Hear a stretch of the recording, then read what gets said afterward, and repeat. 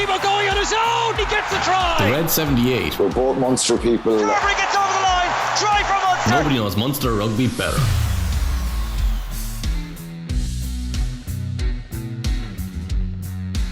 Hello and welcome along. I'm Alan Quinlan and you're listening to episode 57 of the Red 78 here on the Rugby channel. And with me as always is Niamh. How was your weekend, Niamh? Had you match? Were you busy? We were busy, yeah. We played Cook on Saturday morning in the AIL Cup before the men's game. So it was good. It's a good win. Opportunities for girls that don't regularly play AIL. So it's great. We're finding it's been a real benefit for us. And then obviously Sunday, the next tier of players were playing in the combined provinces in the Kingspan. So they had a very good win against the Scottish side. So it's good. It's good. Do you think that's beneficial for everyone involved? And yeah, hugely. I think what it is it's really important that if you think about a ladder, the AIL is probably the bottom and the interpros are a step or two above it, and then the combined provinces just an increase in intensity again. So it just gives players that will make that Six Nations squad a really good run in there. It also means that you're training together at a better intensity than most clubs would be, and you're getting better in terms of your skills. So look, it's been huge. It's been very important for some of the girls. We've had a couple from Munster that got in there and already their development, and you can see little increases in terms of things that they're getting better at. So it's been great. And is that important to you and the rest of the Irish coaches, given the Six Nations is kind of around the corner for you guys, that these girls are playing more of a high intensity rugby? We've had that debate before that they were undercooked going into some big World Cup qualifiers. Yeah, huge. And to be fair to Greg, if they're not involved in the Celtic Cup weekend, so the match 25 or whatever it is, they're all released back to play with their clubs, which is huge. So games are really important, especially in women's rugby.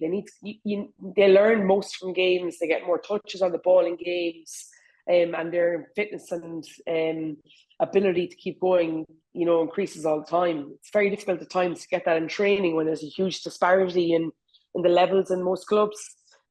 So yeah, look, I think it's been huge, and I think Ireland have learned their lessons from previous years and have realised that games are key. And the more you can tailor training during the week if you can get 80 minutes out of players at the weekend. So it's great. It's been really good, to be fair. Okay, that's good to see. Obviously, we've no Munster game to talk about at the weekend, but still great excitement. The opening rounds of the Six Nations. We had the 20's Friday night, which was a brilliant win for the Irish 20's over in Wales. But the senior side on Saturday, 34-10, very strong win. I put a tweet out yesterday, and obviously we've got a good bit of engagement. People are very pleased. We wanted to make this Irish friendly today, the podcast, not just for Munster fans. I didn't know what to say, really. It's for everyone, really, because it is Team Ireland these couple of weeks now, and really important. And I think it was a brilliant start. So what are the Irish fans saying about the performance and the start with a win over in Wales? Yeah, look, obviously it was hugely positive. Phil Quinlan, Phil Quinlan, absurdly brilliant start. Exactly what was needed, tear into them. French will be a different prospect altogether. Will fancy the challenge in the scrum. Murray will steady the ship when France have their purple patch. Gavin Murray had a great game, but he was given an armchair ride against a sluggish Welsh pack. The French will slow the ball down next week, and Connor's a very tall man to have to go digging for the ball. Therefore, Casey should start. Interesting. Tom Lundgren, clinical first half job done in 25 minutes, a bonus point added in second half, which was unexpectedly different to the first. Or was it just expectantly different to the first? Under 20's win on Friday with a man in the match, tip man Brian Gleeson. Sure, you'll have your spiel about that in a minute. Leinster's Sam Prendergast at 10 looks a ball player. France looked often in Italy, so he can take heart from that. Theobald Obanon, probably Murray's best game in green for some time. Kate, great first half, seemed to lose her way a little in the second, but defended well. Few rusty bits, but some players short on game time would expect them to go up a gear next week. Very afraid of French backlash after a fairly poor performance, especially discipline against Italy. Martin Sheehan, precision, power, pace for the first 30 minutes. Concentration probably dropped in the second half as they know it was a done deal.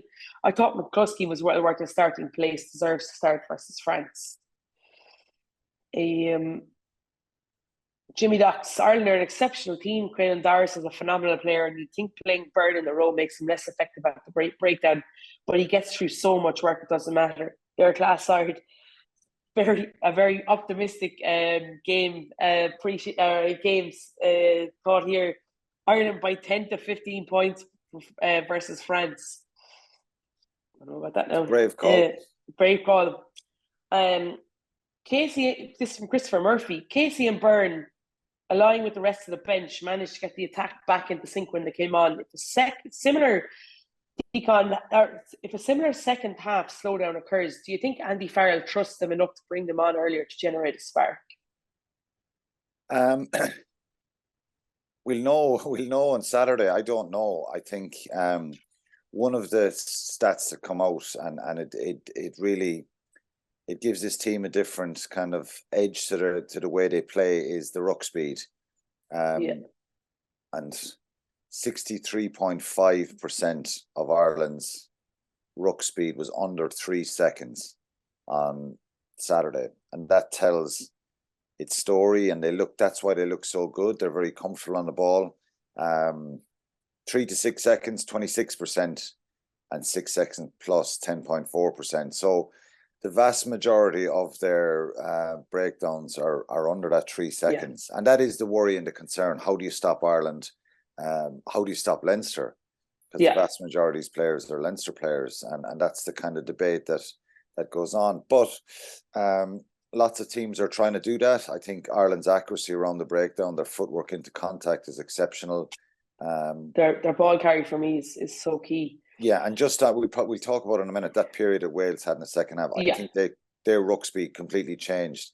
They get it up to 58% under 3 seconds. And no matter who you are, when you have quick line speed or quick breakdown like that, it's hard to defend and it's hard to kind of win turnovers and get the ball back. 100%.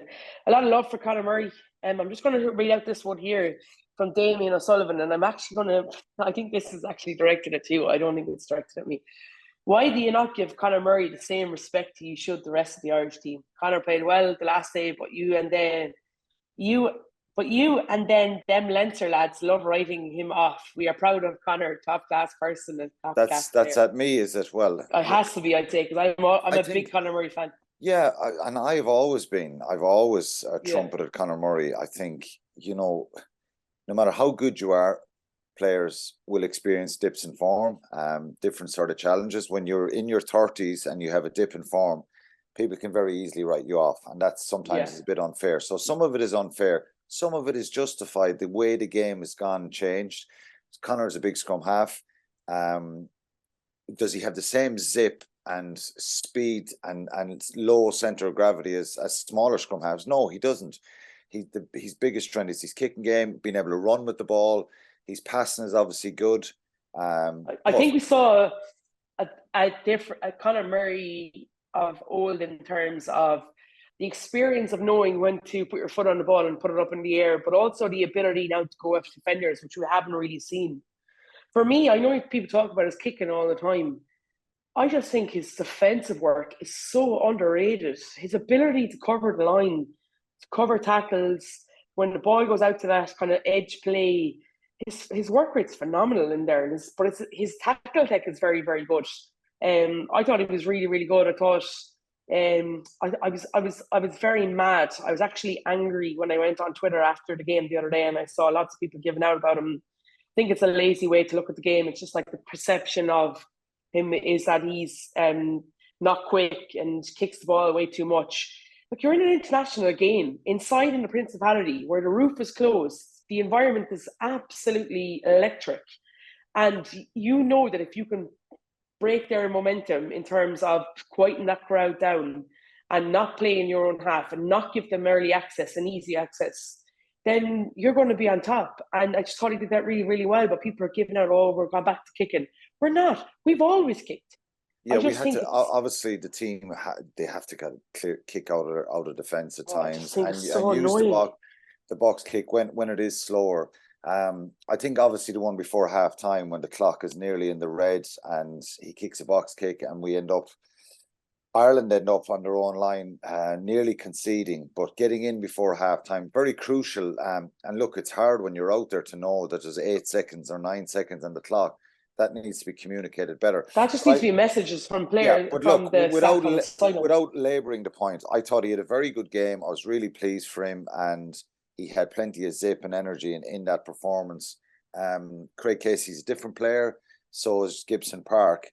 Conor Murray's big strengths, and I think his physicality is second to none. And he's very, very important defender as well. So he's stronger in those departments than Gibson Park or Craig Casey or Caelan Blade or Paddy Patterson, and he struggled a little bit through the Christmas period and hasn't much rugby played this year. So But imagine the resilience, that 3 or 4 weeks ago, you're not involved in your club 23 in a European game. And to rock up to the first game in the Six Nations and to back yourself that much, I was just really annoyed. I actually was properly annoyed after the game when I was just scrolling through Twitter and people are just jumping on his bandwagon. And I just thought, if you just go back and look at it objectively, look at his ability to control the game, like that Doris try. Sexton's looking to go the other way and he can see it. But secondly, his defensive work is so good, especially in that 20 minutes second half. Yeah, it was a very good performance from Conor Murray. That's my weekly rant over. Yeah, no, but some of it is unfair. Some of it is justified a little bit with form, energy, pace, all that kind of stuff. That's the stuff that, and I've said this for a while. Everybody, I think, who's a genuine rugby fan would love to see Conor Murray get that zip and energy and that real top quality performance back in his game. I think he was stifled with having to kick a lot with Munster in the last few years.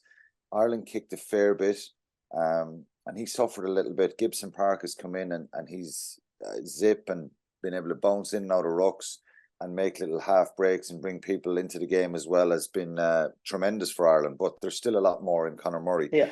Okay, have you got a couple more things? Yeah, so I've got two more realies that are. So one is in relation to the game, and then one is in relation to you. So from divided 3-1. No, in a good way. From a Munster perspective, I don't understand how 2023's Gavin Coombs can't get on the bench when 2023's Conan can. His lines performances are a long time ago. I would like to know your opinion on this because it's been said it's people are talking about it quite a bit. I think Coombs has got in exceptional form. I think Conan's struggling to get into the Leinster side. But we look at that credit in the bank, and that's exactly what he has. Yeah, I still think Gavin Coombs has to deliver more consistency. Yeah. Jack Conner is a big player. He came on, he had some big moments in that game. Even though people are kind of talking about his form not being as good as it was, but I don't know. They've so much strength and depth in the back row in Leinster that Leo Cullen can change, and he's put Ryan Baird in at 6 in recent times. Jack Connor's come off the bench. He started some games as well, but I just still think he's a top quality player who has great experience. He has real pace and energy in his game. I think for Gavin, there's a legitimate argument to say that he's ready and he's shown, but it's not so long ago that he struggled in November and he was struggling a little bit with Munster. I was just about to say and he's still very young. What we've seen has been very, very positive. And I think if he continues like that and continues to train really well with the Irish camp, I think he'll get his chance. He'll get an opportunity. Then he's got to do it out in the field. I think he can do it. So you could put Gavin Coombs in the bench for sure. And you could say that, yeah, it's rolling the dice a bit, but it's giving him the opportunity. But I don't think there's a huge argument to say, well, drop Jack Conan and Gavin Coombs deserves to be there. I think Jack Conan has proven how good a player he is. And I do agree. And lots of people will agree with this. Jack Conan going on the lines and that form that he showed, incredible. But I still think he's a big game player. Yeah. And a very big presence. But Gavin Coombs has done really well, and we need to see more consistency from him. We did. Just the last week before we go, and I think I know the answer to this, but Peter tweeted you wanting to know from your playing career, what's your favourite moment while playing at the Millennium Stadium, which is now the Principality, or Cardiff? My favourite moment, personally, or from a team point of view, or I didn't say. I don't know. I think obviously it's so. I played with Ireland there. I think it was 2003, and Quinny, surely it has to be the Heineken Cup final. no, I'm not. I haven't got onto that yet. But I played with Ireland there in 2003, and I remember the game. I think about 10 minutes ago, we were leading by 2 points, and I gave away a penalty. It was an unlucky one of those arm out tackles. Penalty Unlucky, Wales. yeah. They kicked the penalty.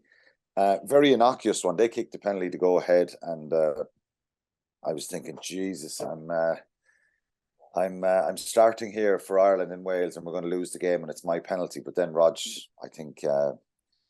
popped up with a penalty to win the game. Saving your bacon. I think we scored a try anyway.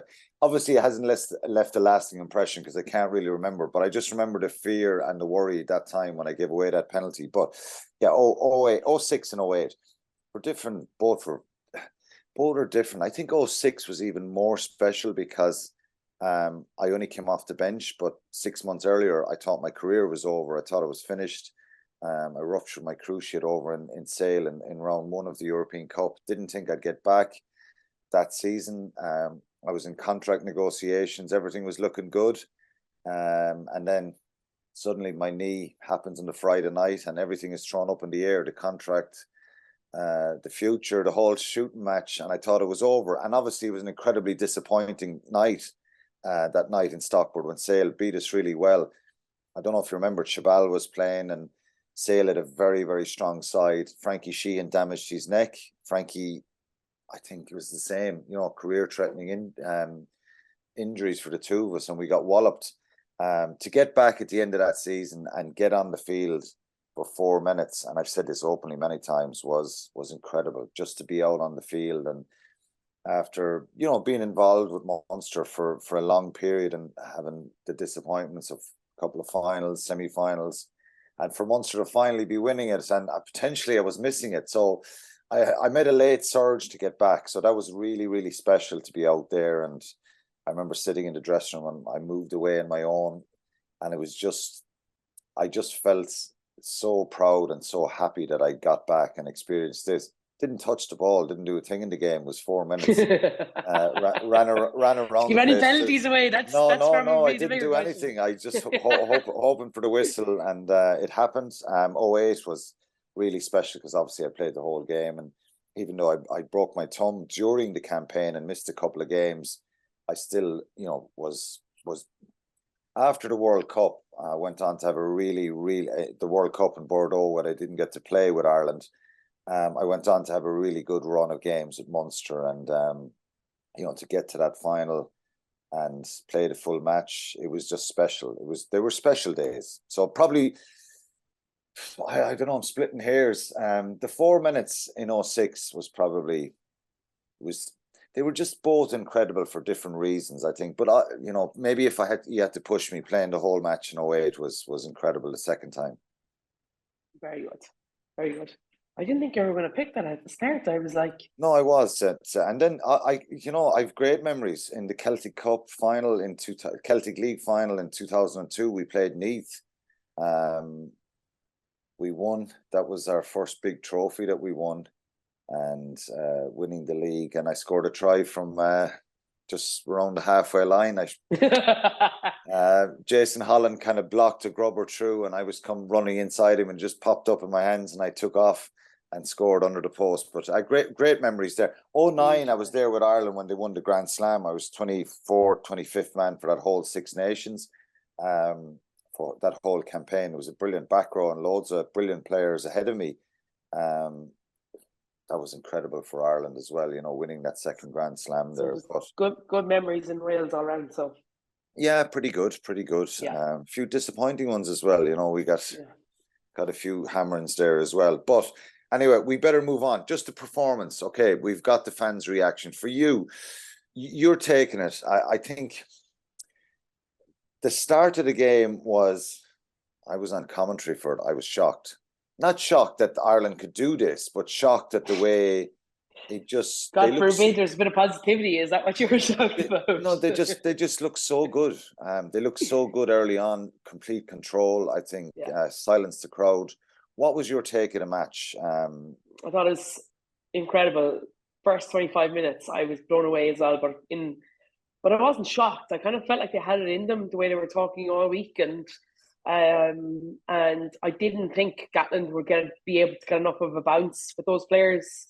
I think that they're in dire need of fresh blood and a lot of issues in Wales for sure. But I just thought Ireland were ruthless in everything, especially in that first half. I thought they were so clinical and accurate.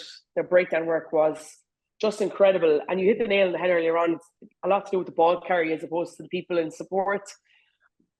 I just thought it was good. Now, I always thought Wales would come out after half time and have a big purple patch. It's international rugby. Like, every game is hard. There's not going to be any walkovers in relation to blowing teams out of the water anymore. So I think Ireland's defence was unbelievable. And I think that if you're sitting back after that game, while you're going to talk about the penalty count and the inaccuracies and stuff like that, you're also going to be sitting there going, like, Wales could have had easily 2-3 more tries. We denied them 2 big plays on our own try line.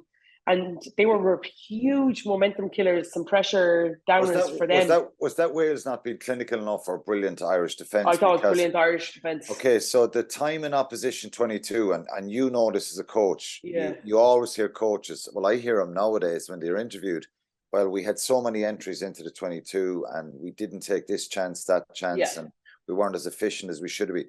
So Wales's time in the opposition 22, so basically the time spent that they did in Ireland's 22 was 3 minutes 30 seconds. They got 1 try and 1 penalty in the game. Ireland were 5 minutes and 44 seconds in Wales 22. So points per visit to the 22. Wales 0.9 and Ireland 3.4. So that kind of tells the story. So I think that's what really impressed me about Ireland at the start. The lineouts, the target up the middle of the field, the quick breakdown, keeping the ball alive, getting to an edge, so much variety in their game.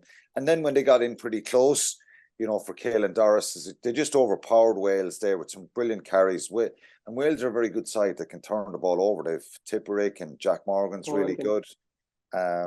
He's a brilliant player. Falatau is a great man on the poach as well. Alan Wynne-Jones. So they just couldn't get near the ball. Ireland were brilliant. No. Really quick rucks. And then Doris scores and then James Ryan scores. I think it's such a clinical start from Ireland and they grew in confidence. I think the James Lowe one is fortuitous. You think back 2 years ago, the time James Lowe had in the same pitch, in the same game when Ireland were under pressure, he made some defensive mistakes. And I love the fact that he's an incredible character and he's worked so hard in his defence, the timing and stuff. So brilliant position for him. Yeah, completely. His ability to stay square until the very last second was, from a defensive coaching point of view, was exactly what you'd want. It's such a big improvement, isn't it? You'd want all young wingers to be looking at that. So it's ahead of the player inside him, but he's not really ahead of the ball, and that allows him then to accelerate onto the ball and it's there. The big thing about that is there was another opportunity for Bigger to throw that pass in the second half. Lowe was 3 players in and around him, and all it took was a double pump or a bridge pass from Bigger. And Gary Ringrose stumbled, and then. But but I'm talking about in the second half when they had a lot of possession, and the fact that James Lowe had already intercepted one, I think it puts doubt in Dan Bigger's mind because he looks up and he just doesn't throw it; he just hits the easy pass, and then he looks to come back again. So, that was really, really good, and I was delighted for him. So it's a really good try. Yeah, because people will ask, what is it about Ireland that's so good? And I think obviously their skill set, their collective. They lost 4 rucks in the game, which is 103 rucks won, and they've lost 4, so it's a very high number. They had 5 breakdown steals. Wales had 3. So their stats around that back up the type of kind of performance. Wales had 6 line breaks. Ireland had 6 line breaks. And this is one that kind of really jumps out. We won't go too many more on the stats, but turnovers 1. Wales had 3. Ireland had 9.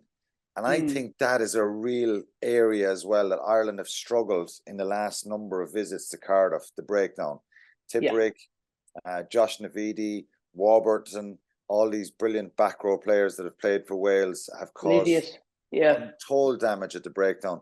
Ireland knew that, obviously, and they've become a very, very efficient side. Just to move on, okay, brilliant. You could pick little things that they didn't do well, like probably controlling things in the second half. Everyone's asking why did Wales have this 20-minute period where they had so much possession? Was that down to Wales' reaction? Was it down to Ireland not being able to control it? As a coach, what would you do different if you were Ireland? Without going too technical, is it a case of the discipline was poor as well? Yeah, I think you've got to. I think from an Irish point of view, definitely you're honing in this week on their ability to stay in the moment. I didn't think they were in the moment for that 20 minutes after the second half. I think they allowed Wales momentum and access in through those penalties. What do you do different as an Irish team? You don't really need to do a huge amount different, because you know that the prospect of what's coming down the road in France is going to be completely and utterly different. But I mean, in that moment, can Ireland do anything different? Like, is it a case of don't jump in and give away the penalties? I thought maybe they could have kicked a little bit more longer to get out of their half and maybe push Wales up the field. You're looking at game management. Like, look at Johnny Sexton crossfield, Peter O'Mahony. That was very, very lucky. Risky. But then what's happened is that they've had such a good spell and they know at half time that they've already won this game. The mindset's so much different. It's very difficult to try and rein that in. The biggest thing that you need to, and which I thought was very good and they will be pleased about it, is once you kind of switch off even a small bit at this level and you afford teams to be able to gain momentum and time on the ball, and then all of a sudden the pressure or the momentum has switched and Wales have all the momentum and you're trying to get it back, it's very difficult to not get sucked into that and try extra hard, and then you're all of a sudden, you're 20 points up and it's 10 points and it's 5 points, and you know what I mean? Their ability to get back and get that try from Josh van der Fleer will be huge for them. But yeah, look, I just think in that moment, I think they're already conserving themselves for next week. You were impressed, though. I was impressed. It's a great start because it's a very difficult place to go, and I was worried about Warren Gatland and his ability to, emotionally get the pitch right for the Welsh team. They're under a lot of pressure, so I think Ireland deserved. There's obviously a bit of growth in that mental side of things just after half time. Their scramble defence was brilliant. The Andrew Porter tackle. I was just going to ask you about that. So I want to ask you, because we had a tweet in earlier on in relation to the Justin Tipuric hand in the face for I saw a tweet. Someone said to me that someone said in the tweet, basically without reading it out, is they were disappointed that I was kind of playing it down and off the ball yesterday. I certainly wasn't.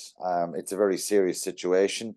I was just trying to make the point, and maybe didn't come across like that I don't think there was any sort of intention. I think the way James Ryan is falling and Justin Tipuric is trying to grab the hand goes on his face for sure. Yeah. You'd have to ask James Ryan. He doesn't get up off the ground reacting, complaining to the referee, talking to his captain. So maybe it's just a split second situation. Yeah. So I certainly and sometimes the picture, a still picture of a moment in rugby can I know all about it. Worse. I know all about it. Yeah. 2009 Croke Park. So there's obviously that incident, right? And to be fair, I thought Carl Dixon actually had quite a good game. And then we're looking at Andrew Porter and Liam Williams. What was your thought on that? Well, I thought, and I said this in commentary, I thought Andrew Porter, he's a second late, but he's sliding along the ground and he's trying to target the ball. He doesn't go in with a swinging arm. There's no knees. There's no shoulder into the back of the ribs. It's complete kind of a wrap situation. And yes, it's late, but it's a split second and he's sliding along the ground. Yeah, there's no physical I thought it was blown very much out of the reaction from the Welsh players Yeah, The I thought reaction Liam from Williams saw a knee on the neck.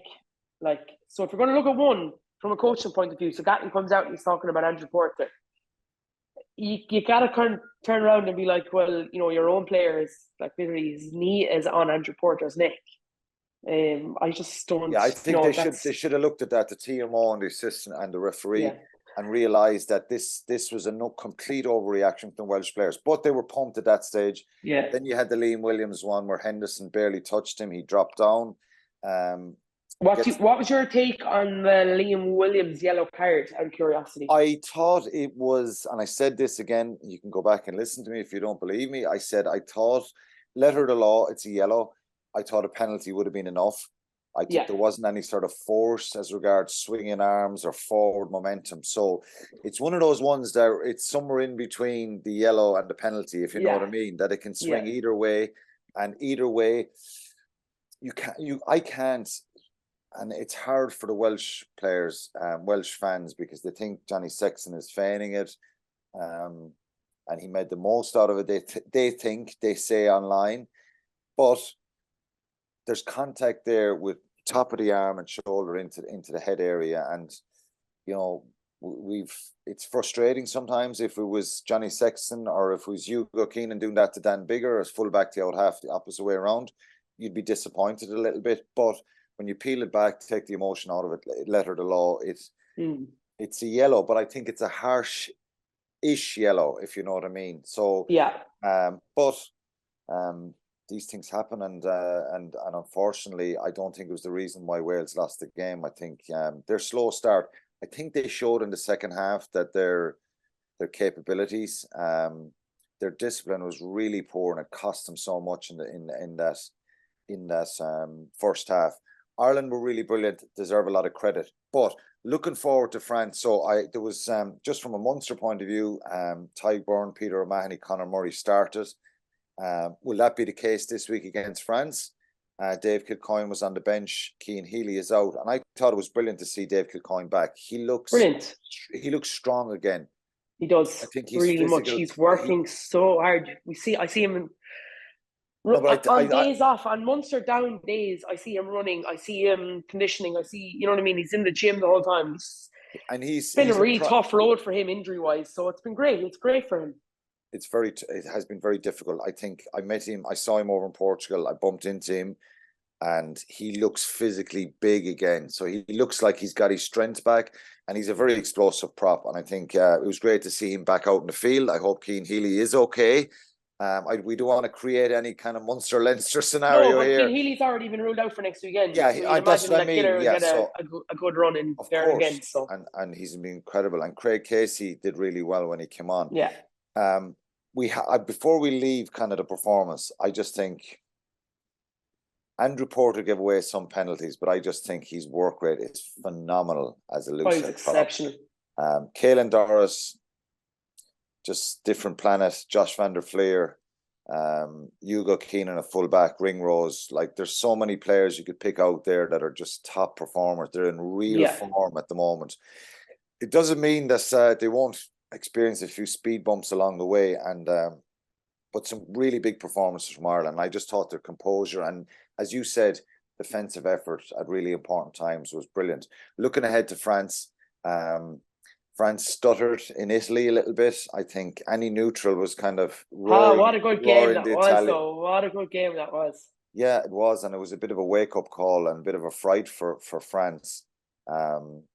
Italy were brilliant, up to the point of them winning last year in the last game of the Six Nations. They'd lost 36 games in the trot, so they stopped that rot with the win in against Wales, and started this championship with a really good performance. I think they made it very difficult for France at times.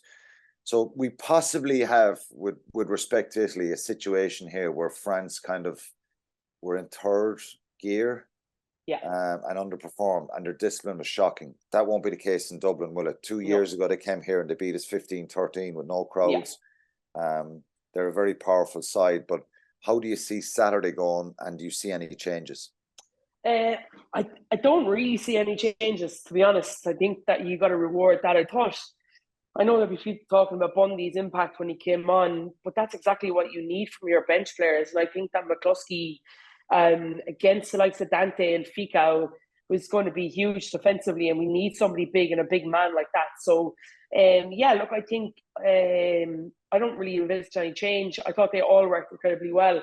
I think Ireland are going to win this game, and it's not often I'd say that, but I think going to France last year, and France being so good and so powerful, like they ran over Ireland at times last year, and they made really hard work of our scrum and stuff. And the biggest thing for me, that Ireland were still in that game towards the end. They never died down. And then we went to New Zealand, and then we beat South Africa, and we know exactly what's happened over November. And that momentum brings you in, and the fear factor of the power becomes lessened the more that you do it. And I just think that Ireland at home, playing, so well, I do think Ireland will win. They've obviously got to be smart in the way they play, and move the ball a fair bit, because it's very I think they were so smart last weekend. They showed nothing.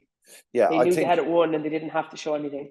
Obviously, the big strength for France is that front row: Cyril Boy, Marchand, Antonio. Willem said there's no Cameron Walkie. He's injured. Flamand played last week and got a try. Back row is pretty good too. Gelange, Olivon and Aldred. So there's a lot of big, strong, abrasive players there. A little bit of a debate in France about Intimac and Jalibert. Maybe some people saying Jalibert should start. I actually thought Intimac played really well last weekend in terms of his ability to, you know what I mean? I thought I did, compared to where he was 4 or 5 weeks ago. Yeah, there's some people calling for Jalibert. Dupont is world class. It's a top performance nearly every week for him. Player of the match. He had it at the weekend again. So there's a lot of watching in them. They're a very powerful, strong side. So if you were to call it now before we kind of finish, do you know it's going to be an unpopular thing? What would worry me a small bit is if Villiers is back and he's up against Mac Hansen. I thought the other day at times, Mac Hansen's defence, his ability to chase kicks, he seems to read the flight of the ball a little bit, different, not as well as others. He seems to be jumping past the ball a lot, but also defensively he turns in quite a bit. And Wales got a lot of change down that right hand wing, that right side. So yeah, I would be a little bit worried about that. It's something that they look at. They have a number of injuries, of course, France, and they have a lot of new players on the bench. Psychologically, is it imperative that we win, or would there be damage done if we lost this game? It's not like stating the obvious. You lose the game, depending on the loss. I'm talking about the bigger picture, World Cup. If they beat us again. Yeah, I don't know. I think a lot depends on how we lose. If it's a case that we play really, really well, front up very, very well, and they come up with a moment of DuPont magic, then, sometimes you just got to hold your hands up and say, but it's a case that if we get, struggle up front and find that we're not getting parity, then that could definitely put a little bit of doubt in our minds. But I don't think we will, knowing, but like there's also parties like knowing that Furlong's injured and Robbie Henshaw, Gibson Park.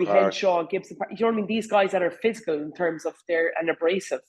But yeah, look, we'll see what happens. I still think I think Ronan Keller is a very important player to Ireland going forward as well.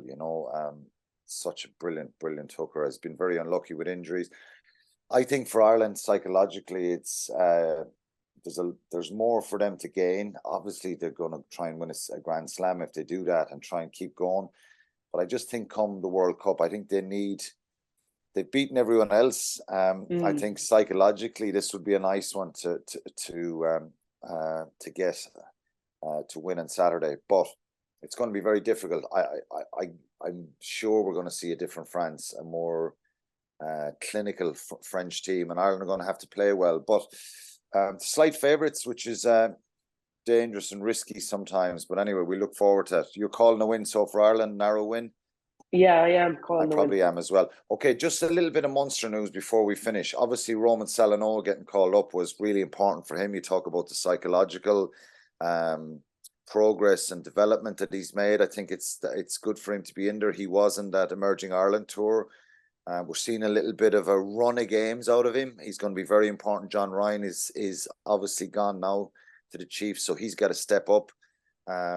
That's really good. RG Snyman and Munster released a press release, and this will excite Munster fans even more. He's upped his training load and now taking part in the vast majority of training.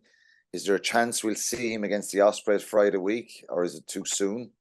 I'd imagine I think it might be the following 2 weeks the after Scarlets match. game, Okay, well, it'd be brilliant to have him back. Yeah, be cautious. And then Munster played Glasgow, and then it's obviously off to South Africa for the Heineken Cup, and then just a bit of news though. I suppose on Andrew Conway is probably the biggest thing that came out of that.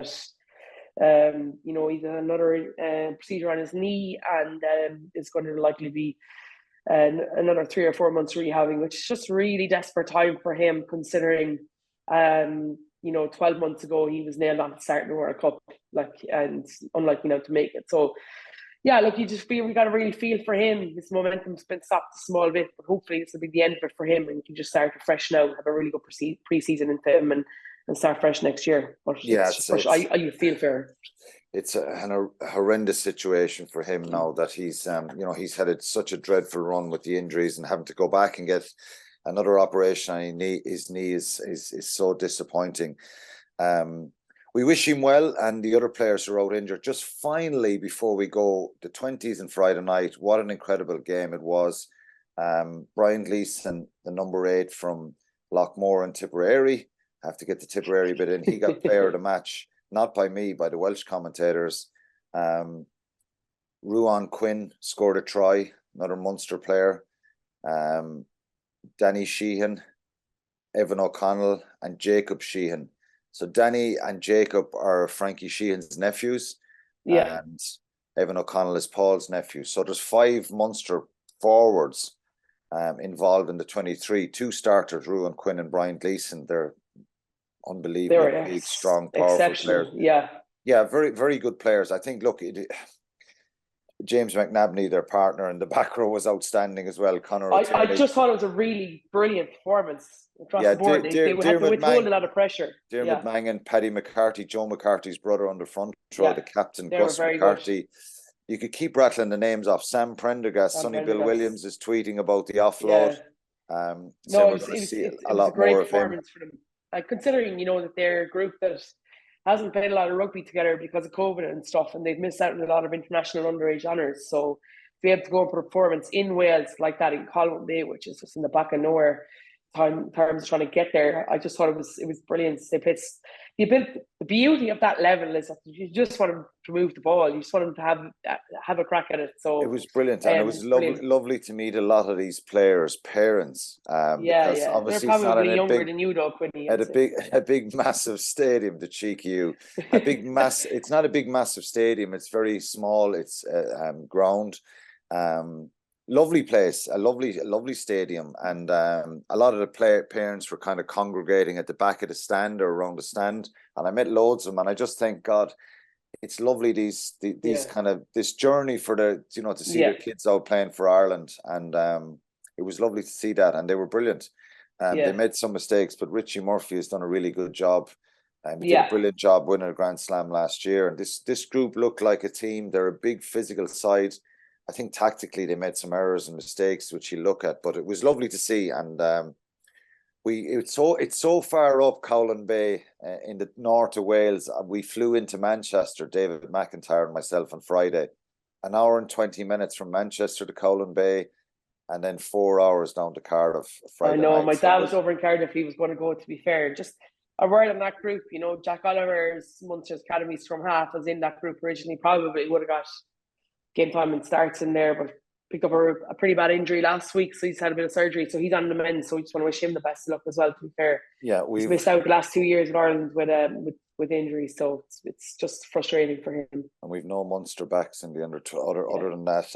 Munster backs, we need to start producing some Munster backs. There's some good forwards coming through, but not just the Munster players there was some brilliant performances throughout from that Irish under 20 side. They're playing in Cork this weekend now, and as of today, I think there's only about 300 tickets left. So if you're looking to get in there Friday evening, get out and support them, get a ticket. Yeah, I saw it was nearly sold out, which is brilliant. So that's it for episode 57. Good luck, enjoy the week. We'll be looking forward to the Munster game next week. We'll obviously review Ireland-France, and we look forward to the Munster Ospreys game on Friday week. And get in touch, send us a tweet, give us your thoughts and comments on the Irish performance, or what do you think is going to happen against the Ospreys. Thank you, Niamh. Talk to you next week. See you later.